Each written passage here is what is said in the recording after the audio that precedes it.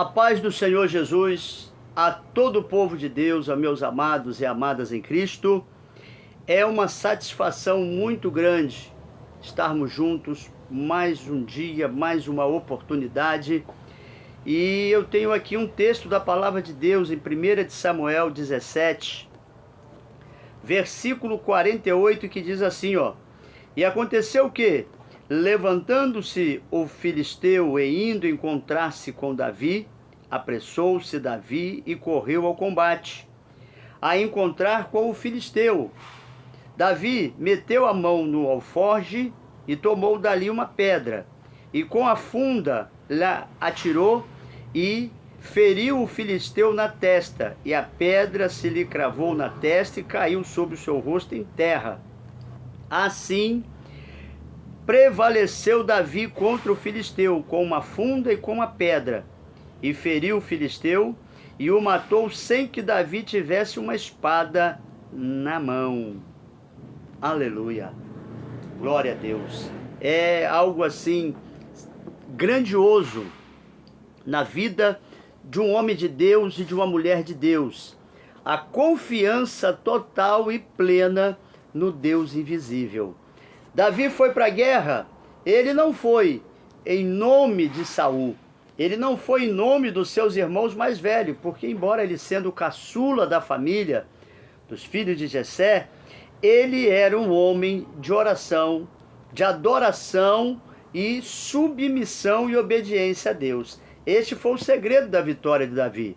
Eu não sei como tem estado a sua vida, eu não sei como tem se portado diante das pessoas ou diante de Deus, como você tem realmente estado.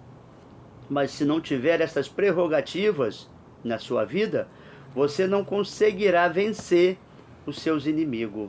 Você não conseguirá prevalecer contra o adversário, porque a vitória do Filho de Deus está na obediência e submissão ao Todo-Poderoso, ao Pai.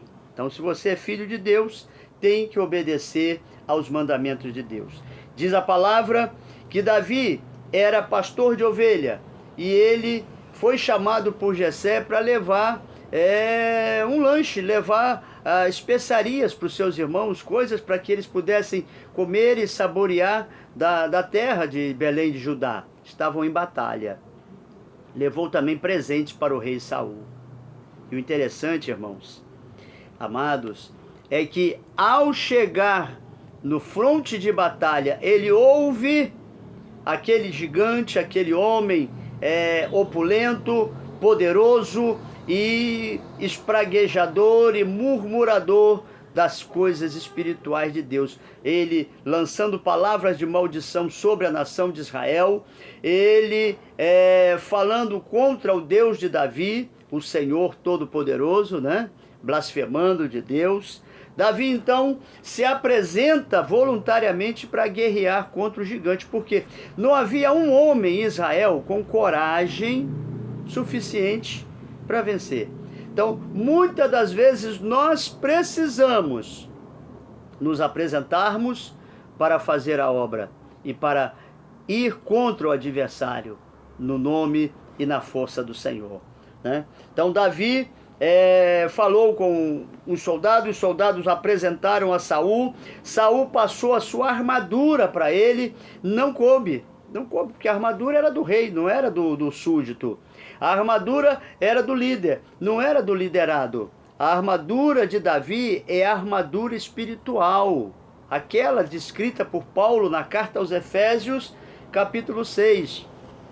Então, ele se prepara para a batalha contra o gigante filisteu, mas com o seu alforje, ele vai ao ribeiro, pega 5 pedras, 5 seixos, 5 pedras do ribeiro, e com a sua funda na mão, ele veja que ele parte para a guerra com as armas que ele podia contar.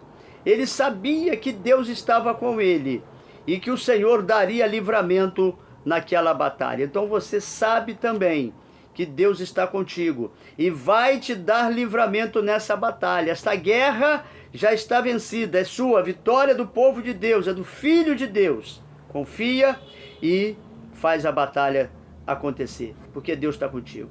A guerra está transcorrendo, Deus está do teu lado para te fortalecer e para te renovar. Nós estamos em guerra espiritual contra o reino das trevas.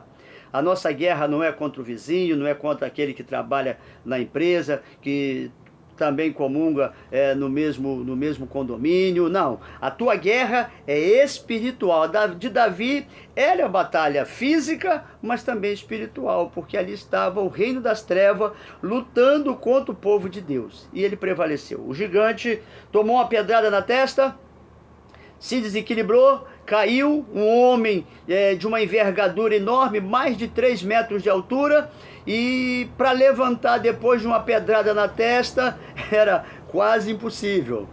Davi pega a espada do próprio gigante, porque embora ele foi para a guerra, não tinha lança, não tinha arco, não tinha espada, não tinha escudo, tudo era espiritual, tudo era de Deus, e Deus estava com aquele moço franzino, mas corajoso.